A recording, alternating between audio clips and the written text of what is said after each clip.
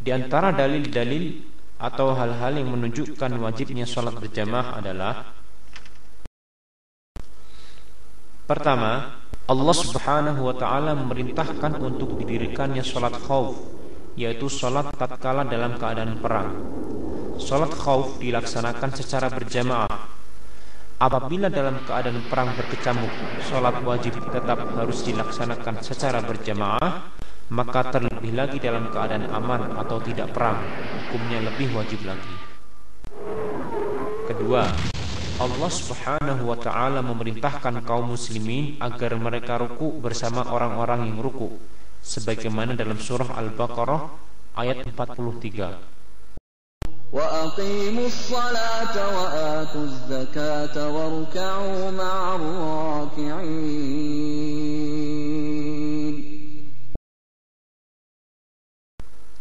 Kebanyakan para ulama mereka mengambil hukum dengan ayat ini tentang wajibnya sholat berjamaah.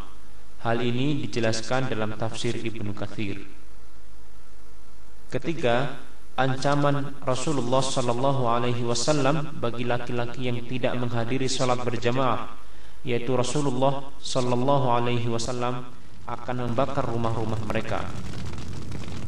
Di samping itu Rasulullah sallallahu alaihi wasallam juga tidak memberikan keringanan bagi seorang yang buta yang ia mendengar panggilan azan untuk tidak menghadiri salat jamaah, padahal ia seorang yang buta dan tidak memiliki penuntun yang membimbingnya ke masjid.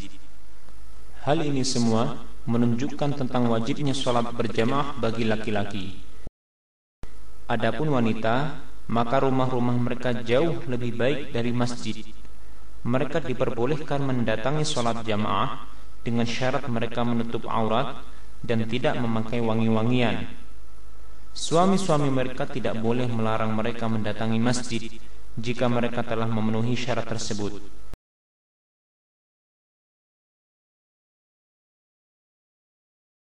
Posisi makmum apabila hanya seorang, maka makmum berada di sebelah kanan imam, sejajar dengan imam.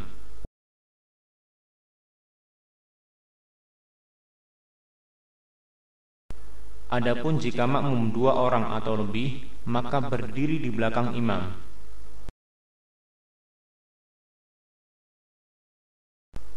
Adapun jika makmum seorang wanita, maka ia berdiri di belakang imam. Sebagaimana sebuah hadis dari Anas bin Malik bahwasanya Rasulullah sallallahu alaihi wasallam pernah salat mengimami Anas dan ibunya atau bibinya, maka Anas berkata, "Fa'aqamani 'an yaminihi wa aqama al-mar'ata khalfana." Rawahu Muslim.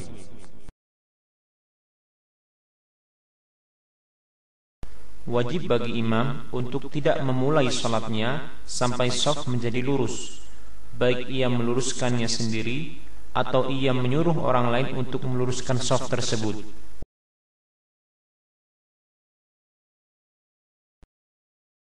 Sawwu sufufakum fa inna tasfiyatas sufufi min tamamis salah. Lurusnya shaf yaitu dengan menempelkan bahu dan tumit sebagaimana dalam hadis berikut ini.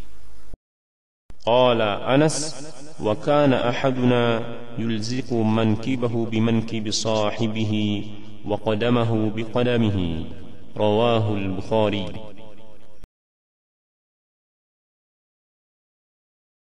Seorang makmum wajib bagi dia untuk mengikuti gerakan imam, karena Rasulullah sallallahu alaihi wasallam telah bersabda, "Innama ju'ila al-imamu liyu'tamma bih, fa idza kabbara fakabbiru, wa idza sajada fasjudu." Rawahu al-Bukhari wa Muslim.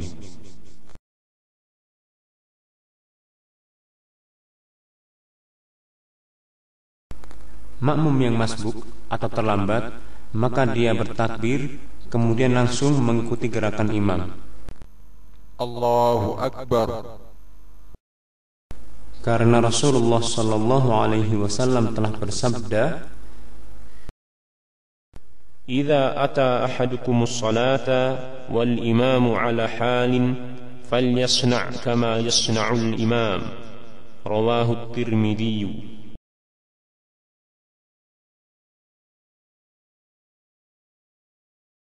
Jika imam batal, maka makmum yang berada di belakang imam langsung menggantikannya dan meneruskan salat tanpa harus mengulangi terlebih dahulu. Oleh karena itu, hendaklah makmum yang berada di belakang imam adalah orang yang mengerti mengenai ajaran atau sunnah Rasulullah sallallahu alaihi wasallam, sebagaimana sabda Rasulullah sallallahu alaihi wasallam, liyaliyani minkum ulul ahlami wan nuha.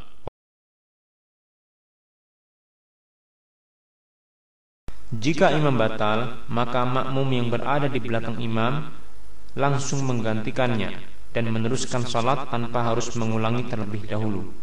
Oleh karena itu, hendaklah makmum yang berada di belakang imam adalah orang yang mengerti mengenai ajaran atau sunnah Rasulullah sallallahu alaihi wasallam, sebagaimana sabda Rasulullah sallallahu alaihi wasallam,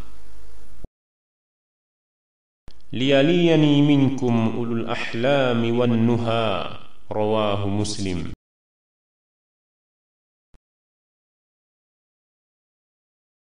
Diperbolehkan bagi seseorang yang sedang sholat untuk berjalan apabila ada keperluan, misalnya untuk membukakan pintu bagi seseorang. Hal ini sebagaimana yang pernah dilakukan oleh Rasulullah sallallahu alaihi wasallam, di mana beliau pernah membukakan pintu untuk Aisyah padahal beliau waktu itu sedang sholat. Demikian pula diperbolehkan bagi seorang yang sedang sholat untuk berjalan mendekati sutrah atau pembatas agar tidak dilewati sesuatu di depannya.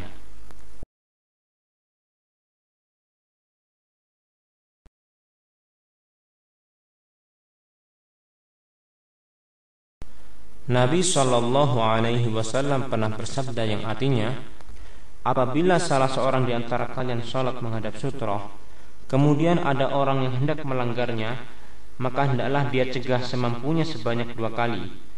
Jika dia enggan, hendaklah dia bunuh orang itu karena dia adalah syaitan.